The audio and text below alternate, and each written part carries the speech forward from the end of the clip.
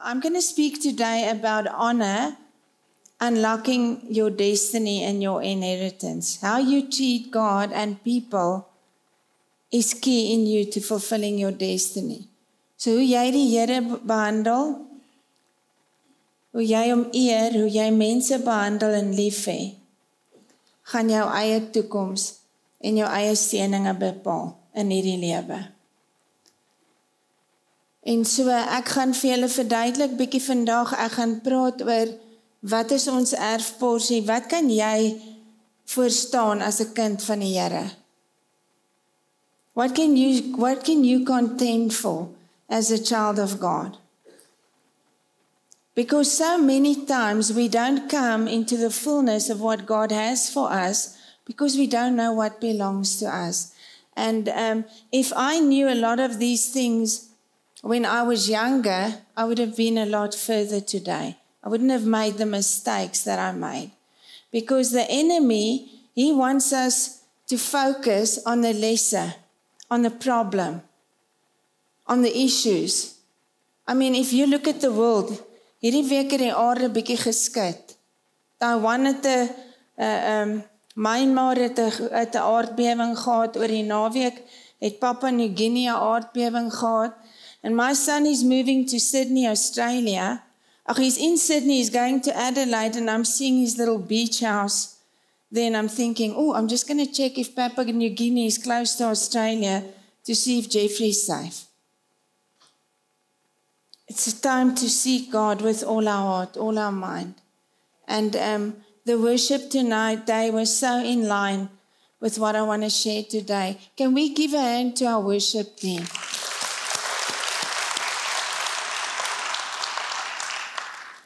Weet jy, daar's baie kerke wat nie eers 'n worship team het nie. En ek kyk nou, dis nie 'n maklike roeping om te hê nie, want jy moet elke week oefen. As daar 'n storm is, moet jy oefen, as daar wat ook al is, moet jy oefen. En bid vir ons worship team. They sacrifice a lot so that we can come into the presence of God. And many times God has spoken to me through a worship song, and I've had my breakthrough through one syllabus in a worship song. And I know that my son Jeffrey, he came to God through a worship service. He didn't even want to be there. And in worship, the power of God touched him. So don't take the things of God for granted. Peter, now last week for me was a destiny-defining moment in our church.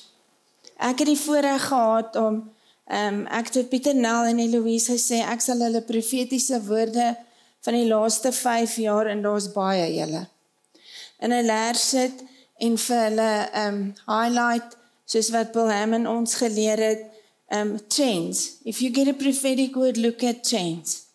There's not a single one that doesn't say Pieter Nel isn't an apostle. That is called in this city, in this nation.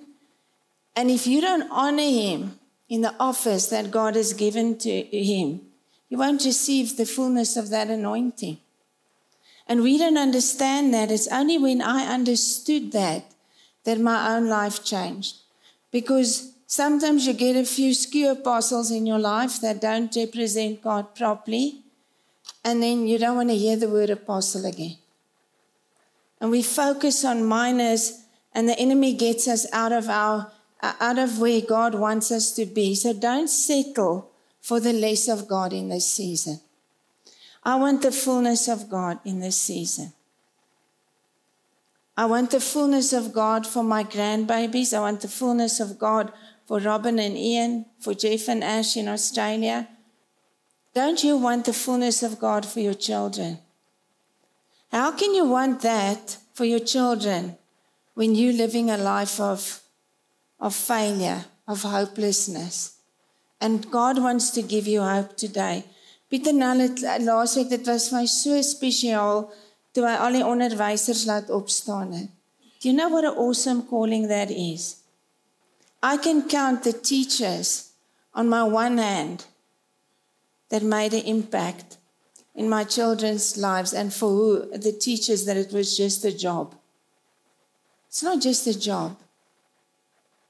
You're standing before God and the next generation, and you've got the privilege to teach them. What an honor and a privilege. I'll never forget when I went through a divorce. I've only had one. Klink of ek nou deur baie was.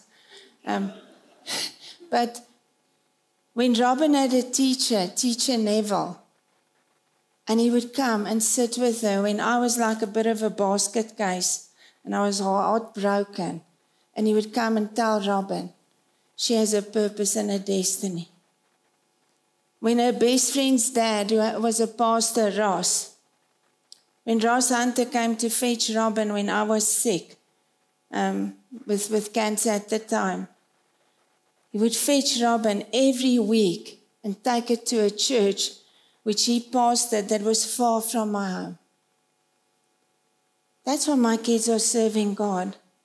Because when I failed, God sent other people. Because he knew my heart wanted my children in the kingdom.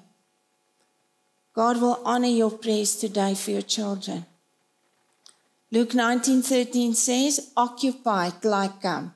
Dryf handel tot ek kom. Doen besigheid tot ek kom. Wat 'n besigheid? Die besigheid van die koninkryk.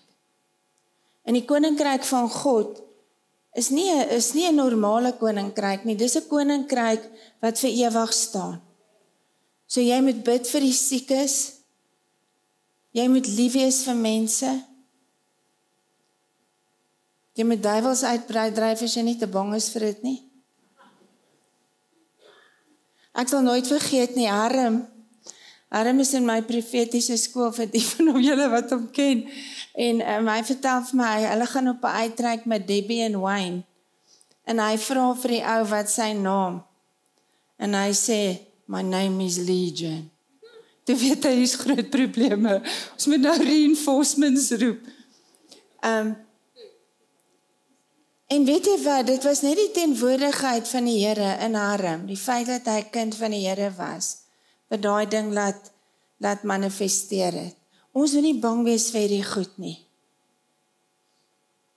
Ons moet die koninkryk van die Here, ek onthou toe ek by my werk begin het almal vir my gelag omdat ek 'n kind van die Here was, want ek was 'n bietjie van 'n patetiese kind van die Here, maar toe dit moeilikheid was in hulle lewens, dan het hulle almal al kom huil in my kantoor. En dis vandag nog so. God is preparing a church who's going to move in great power. It's not a season to be passive.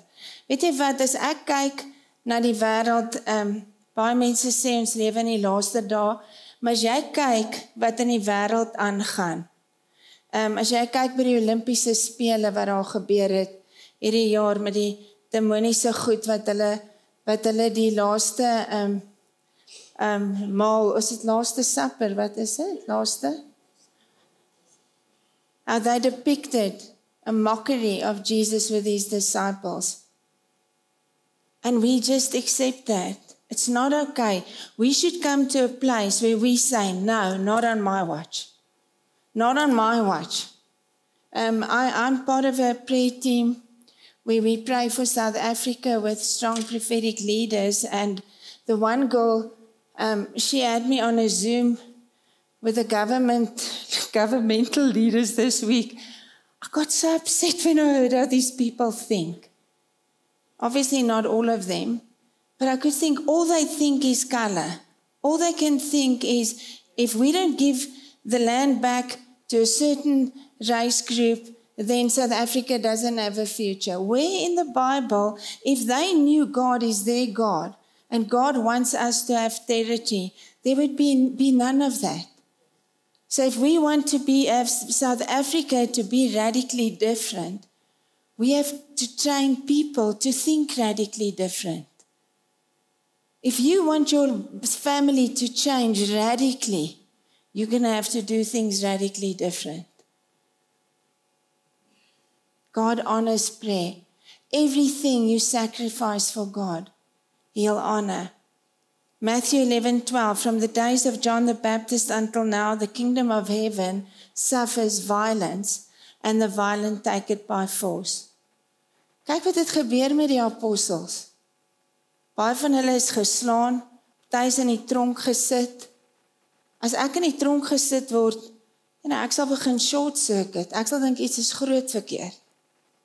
Maar van die dae van Johannes die Doper tot nou breek die koninkryk van die hemel vir homself 'n pad oop en mense wat hulle self kragtig inspann om dit te besit. Dis nie 'n passiewe mense nie. Dis mense wat sê nee, Here, vandag maak ek 'n stans vir jou. Vandag staan ek op vir jou.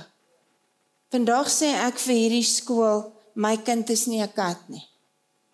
Want in die eerste plek kan hom nie skool toe gaan nie. Go figure. Dan sê ek vir hom, maar vat jou katjie huis toe. If we don't contend for the fullness of the inheritance, your legacy will always be less than God's best. So I want you to start thinking legacy. Start thinking generational. Start thinking, I'm part of this community. We want to see the lost come in. That's when we know we're going to have a move of God in this church. We must start crying out. I can tell you there's lots of homes in this region that don't know the power of God, that doesn't know the love of God. And I was so touched this week when my friend Shanti, who's sitting here in the front, she was just sharing a testimony with me yesterday. She's a doula, so they support moms who have babies or giving birth to their babies. And her and her husband went to minister for a Muslim couple. They just went to love them. And it turned out into a Holy Spirit encounter because of the way that they loved those people. In the end, they had to pray for them and they were starting to cry. That's what the love of God does through us to other people. How well do you love this morning? Do you love well? Is Jesus welcome in your home? Or are you shouting like a fishwife? Are you losing it every second of every day? No, that's not honoring God. So your inheritance is a very big inheritance. You've got a spiritual inheritance that every one of us have. Our purpose and our destiny is part of our inheritance. We've got a material inheritance. And we've got promises, we've got covenantal blessings, we've got the word of God. That's part of our inheritance. Every single promise in that word belongs to you. Do you value God's word this morning? Or are you just reading it like a comic book? We've got your spiritual inheritance. I'm going to go through these scriptures quickly or vinnig, want ek wil eintlik praat oor hoe om daarin te kom ook. Your salvation is part of your inheritance. When last have you thanked God for the fact that you're going to heaven one day? Tom Ingalls was sharing at a conference last year, and he's an apostle that teaches the body of Christ how to worship God. And he was sharing in this one service, when he really wants breakthrough, just starts worshiping God and say, thank you for his salvation. And I've realized I don't often do it.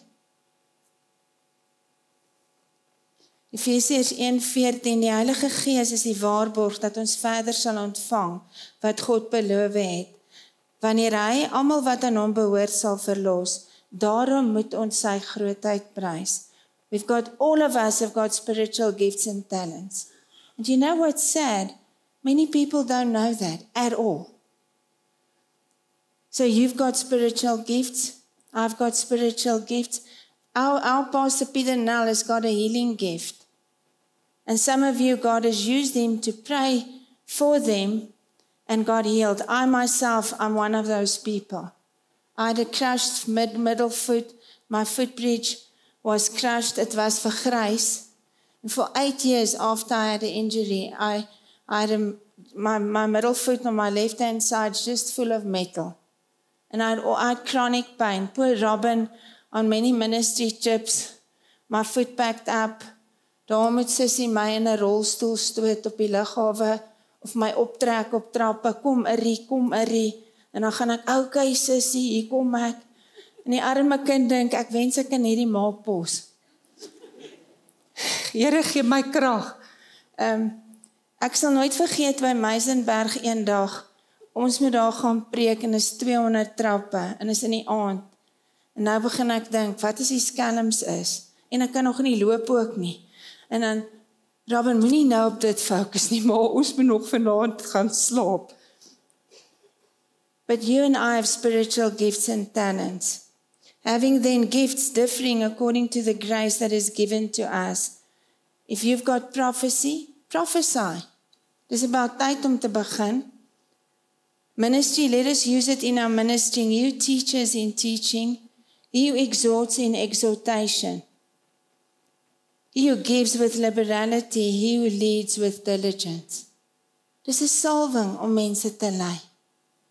Leiers vat ook die meeste vlek. It's not easy to lead people. Because people always want to tell you how they can do it better.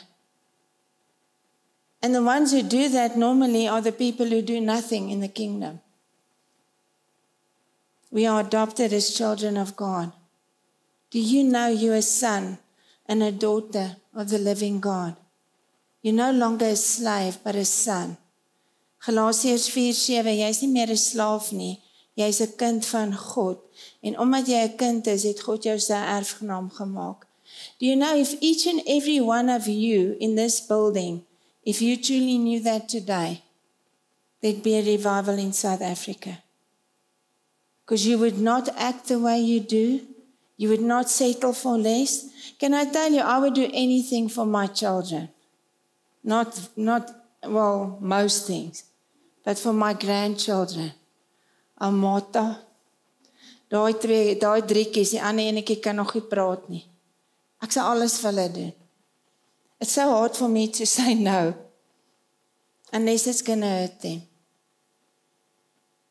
But ask God to get a revelation of His love for you in this season.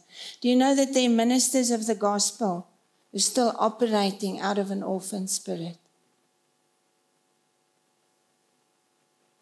Bill Johnson shared a story where they used to take orphans home on weekends. And they had such a big spread on the table, and these oukies were putting buns in their pockets and sweets and stuff. And he was wondering why they were doing that. And the Holy Spirit said to them, it's because they feel like an orphan. A slave's not free. It's the love of God that leads people to repentance. It's the love of God that breaks fear. It's the love of God that liberates people. It's the love of God through Shanti and Neil that touched a staunch Muslim couple. We have a material inheritance. So land and property has always been on God's heart for His people. We can see many wars in the Old Testament was because land and property. There's a territory that God's assigned to you. Whether it's your school, whether it's the church, whether it's the business world, wherever God's given you, He's given you territory. Joshua 14:13, and Joshua blessed him, and he gave Hebron to Caleb. And later on in that verse it says, because he wholly followed after God. Hebrew 11 verse 8, we know that Abram left the land of the Chaldeans to go to Canaan. And Canaan was a land of overflow, of milk and honey. Exodus 3:8, God tells Moses that he has to rescue the Israelites, take them out of Egypt, and take them to the promised land. And whatever territory God's assigned to you, God wants you to take the people around you to the promised land. Your home belongs to God. If you want to take authority in your home, I always pray, Lord, nothing that doesn't submit to you, Jesus, is welcome in this home. You won't believe how even rude people behave properly in my home.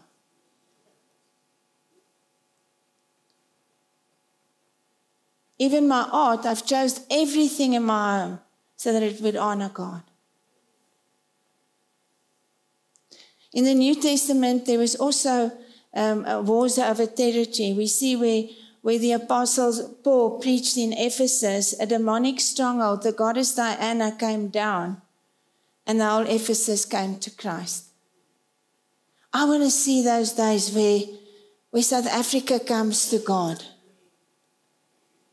I don't want to stand and make alliances with ungodly nations.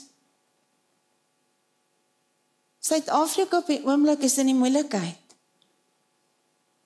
Want jy kan nie met lande saam staan wat terrorisme goed praat nie, wat teen die Here praat nie. Nee, ons moet begin bid. Ons moet begin bid vir ons land. Suid-Afrika is 'n mooi land.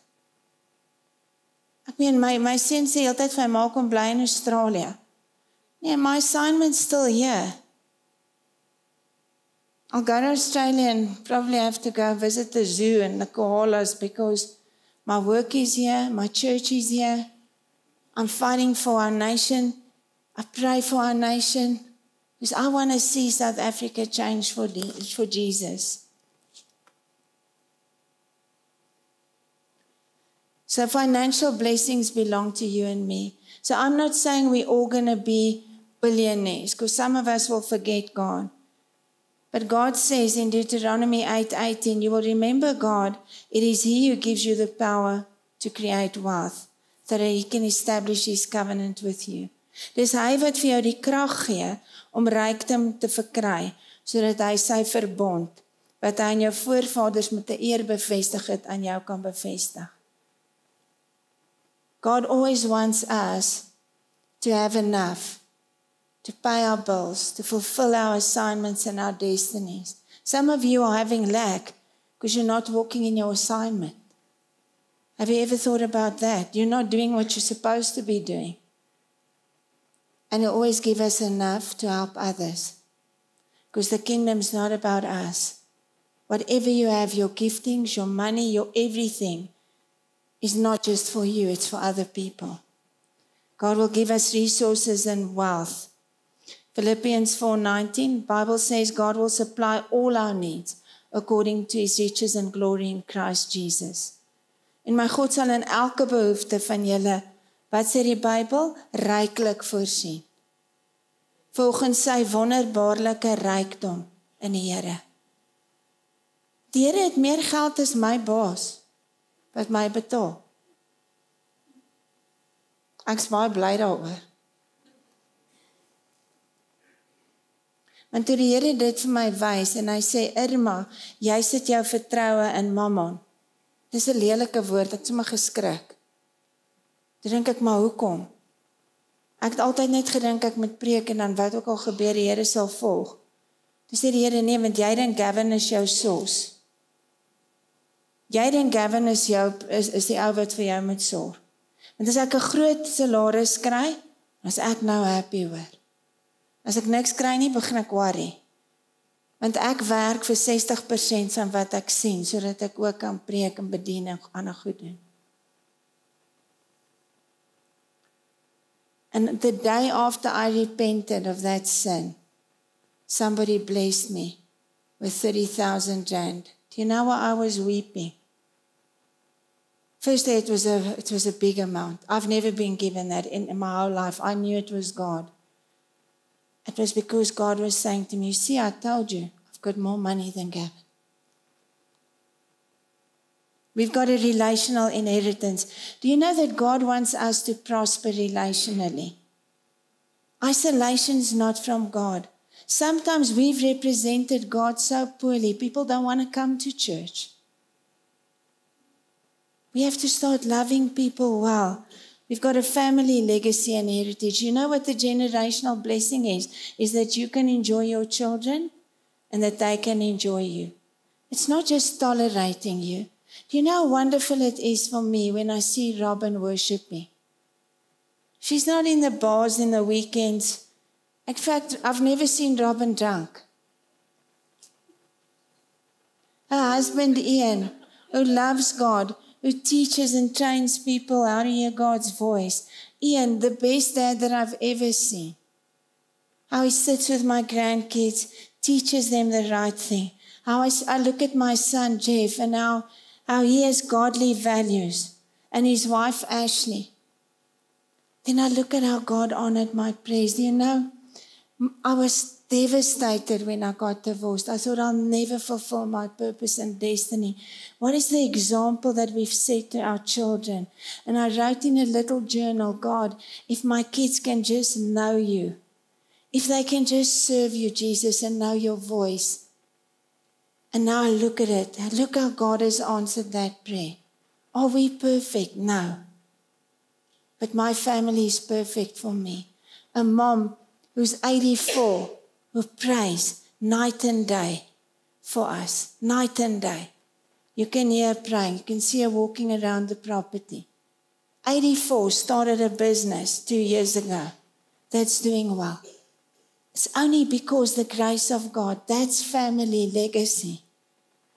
Your community and your church family is part of your legacy. You can go and read Acts 2 where the apostles, they continued steadfastly in the doctrine with fellowship, breaking bread and in prayer. The fear of God came on every soul, and many wonders and signs and miracles were done through the apostles. So there they moved in the gifts of the Holy Spirit, and healing people brings glory to God. They continued daily in one accord, breaking bread, praising God. And God added to the church daily. When community is done well, we're not going to be able to keep the people away. Dis wat ons wil hê. Kan mense die liefde van die Here in jou sien? Build relationally with your children. Love them. Dads, affirm your children. Your job is to make them feel safe, to affirm them, to speak destiny. Don't go and say, jou rubbish, wat doen jy heel dag, jy's useless. Do you know the wounds that bring on a child's heart? If you're just absent, if you never spend time with your children, you're only ever busy with work. And the most precious gifts that God's given to you, your children, your church family. Do you know what? I'm not perfect, but my church family has always brought breakthrough and blessing to me. The love of a church family, I've always been pastored well.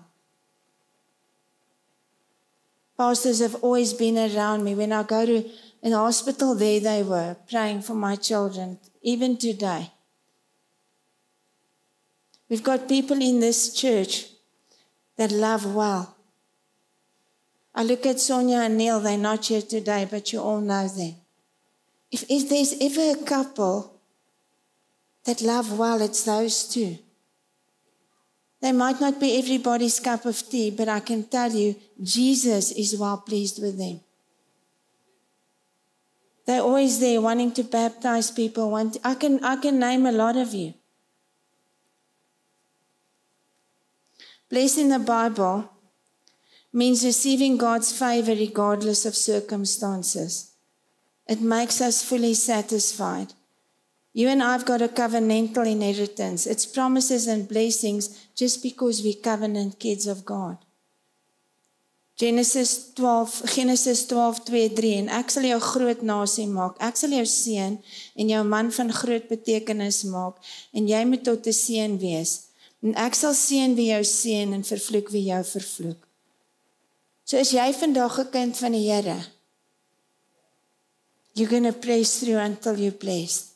The devil is messing with you, with your family, with your money, just so that he can discourage you. And you know, when we were going through a very big trial as a family, we're almost out. But I remember I said to my mom one day, Ma, jy maak die probleem so groot en die Here so klein. And there are times where I've done it, and my mom had to be the backbone and stand up. We've got the inheritance of God's promises and blessings through faith.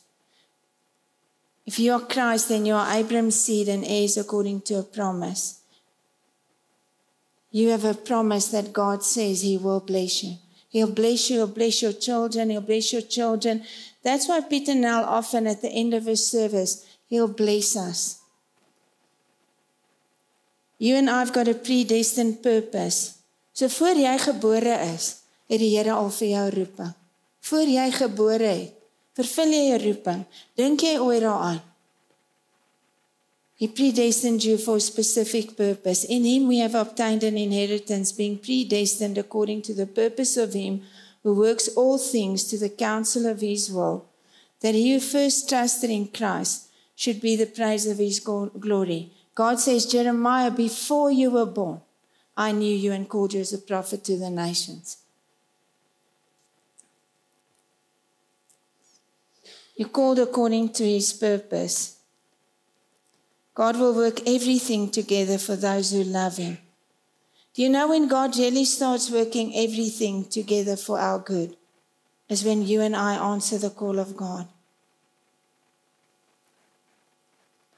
I once backed down from my prophetic calling and wanted nothing to do with it because a prophet that was training us caused the split from our church, hurt the people, and it just didn't look like Jesus to me.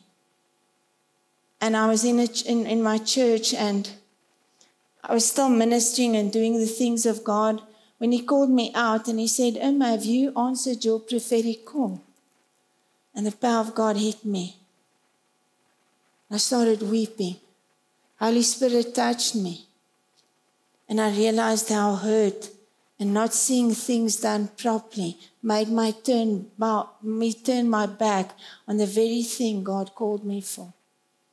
I wept bitterly as he prayed for me. And he said, will you answer your call? Stand up now. En ek staan maar so in bewe. And he said, you thought by backing away your life was going to get easier. No, it got more difficult. So some of you have not answered the call of God. And that's why things are even more difficult than what they should be. Because he said to me, there's an anointing and a grace for us when we're in our purpose that we don't have when we're not. We've got a destiny. He chose us in him before the foundation of the world. And we must stand before him one day. You and I are going to have to stand before Jesus. And we're going to have to tell him why we haven't fulfilled our purpose. Your calling is unique to you. You mustn't look like me, mustn't look like Robin, mustn't look like George. You must be your own person in God. When Peter saw Jesus for who he truly was, he became that rock that God built his church upon. If you value these things, your kids will value that. My children value calling.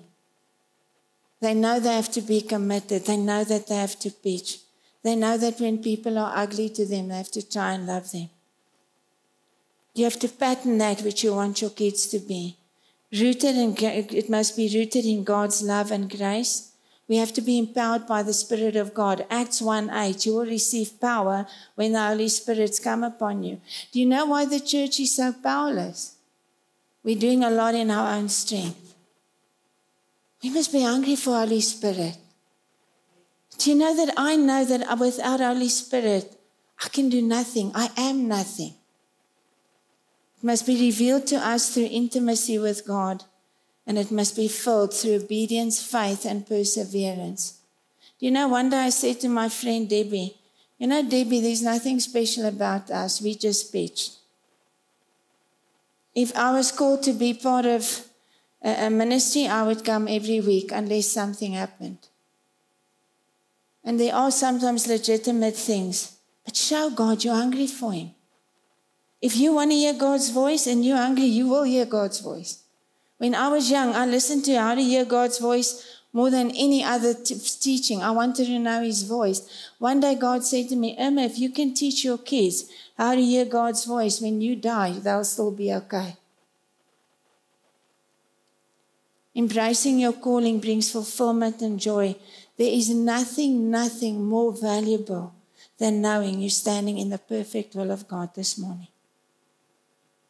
It brings great fulfillment and joy. I was asked by this leader in Pakistan to do a prophetic training with them. And I was thinking, this is going to be interesting. Shame, and I had to do it on a Zoom, 3 o'clock on Tuesday afternoon. I was really not in the mood. And I had a busy weekend. And now they're speaking a language. Everything I say, they're interpreting in Urdu. I didn't even know there was a language like Urdu. And so I asked them, who of you is filled with the Holy Spirit with the evidence of speaking in other tongues? None of them. I think this is going to be interesting. So we go on, and then I pray for them at the end. And I pray for the power of God to come on them, for them to know God's voice. A simple prayer. And they're interpreting it. The next minute, the power of God falls. And 6 of the 40 people start praying loudly in tongues. Do you think I could do it? No. The power of God fell on them despite me, despite my imperfections. And you know, they made me a video in Urdu, each 6 of them. So I'm saying to the leader, this is wonderful, I just can't understand a word. No, they're saying thank you for the power of God. So we don't know how blessed we are that our country doesn't persecute people for their religion yet. It honors God, brings glory to Him, and it impacts others, and it will advance the kingdom. Every time you pray for the sick, you're bringing heaven down. Even if they don't get fully healed, it's not your job to heal, it's God's job. Then at least you're releasing some form of healing. What's it going to take for us to inherit all these blessings that Jesus paid on the cross? It's by worshiping Him. By putting Him in the center, by loving Him, and worship's a lifestyle in everything you say and do. It's how you treat people when nobody's looking. Matthew 22:37 says, love the Lord your God with all your mind and your heart and your strength. And the second one is love the neighbor as yourself. We sang that this morning. Ek het U lief, o Heer, met alles in my. Met krag en verstand, ek het jou lief. Wel het ons hom lief, want baie keer as ons worship, en hulle worship hiervoor, kyk jy op jou foon, die coach appies, en dan wil ons sê die Here moet beweeg, maar ons gee hom niks.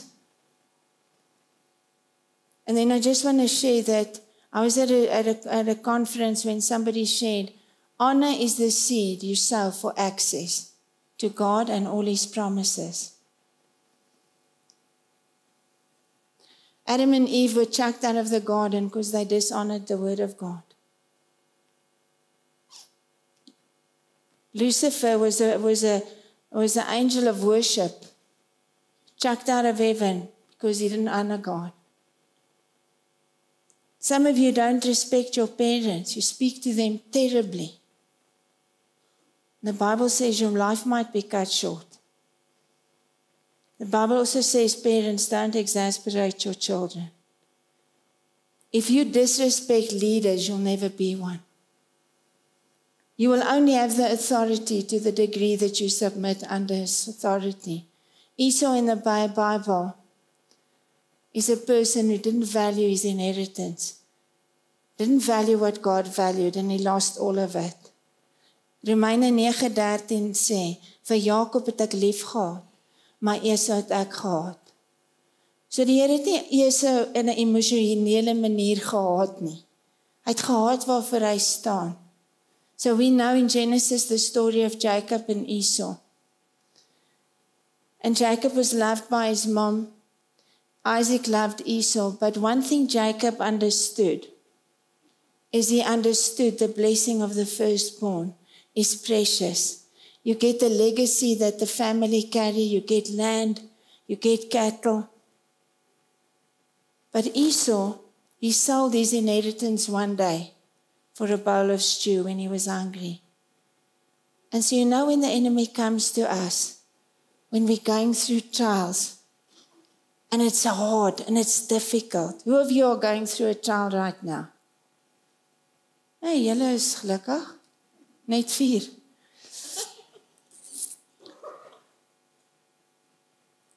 Do you know that's when the enemy comes? When your marriage looks difficult and you start looking outside, now that person is starting to look more attractive. It's already the enemy at work. It's already compromise setting in. And have you seen how people justify sin? Justify. No, these kids are just impossible. No. Esau didn't value it. And when Esau realized he made a mistake, it was too late. And Jacob, he was a manipulator. We know he manipulated to get that inheritance. He pretended to be his brother Esau so that his father would pronounce the blessing on him. And God still blessed him because he valued that. So I'm asking you today, and I'm going to ask Robbie just to start coming up and praying softly. But I'm asking you today, are you truly valuing your inheritance? Are you valuing God? Are you valuing people? Our trials are not meant to destroy us. 2 Corinthians 4:8, we are hard pressed on every side, not crushed, perplexed, but not in despair, abandoned, struck down, but not destroyed. Your trial that you're going through now is not there to destroy you. 2 Corinthians 3:18, ons almal weerspieël die heerlikheid van die Here, want die sluier is weggeneem. Ons word al meer verander in die beeld van Jesus. That's what our trials must do to us. When our flesh gets squeezed, how many of us are showing God we're still hungry for Him? We're going for legacy. We're fighting for our children. We're fighting for our family. I want to give the rest of my days to help people fulfill their purpose and destiny. And I want to fulfill mine. I want to see my grandkids serve God. This week, Lala, she heard me speak to my mom about the tsunami, and she said, Oma, can we pray that we don't get a tsunami? I said, sure, Lala. And then Katie was listening to a song with Megan Woods, I am the truth of God. I'm a child of God. And she said, Oma, do you think I can be pretty like my mommy one day? And sing this song like my mom. It touches my heart. It's more valuable for me than anything that I can imagine. And I was a woman where the enemy threatened all that. I didn't know.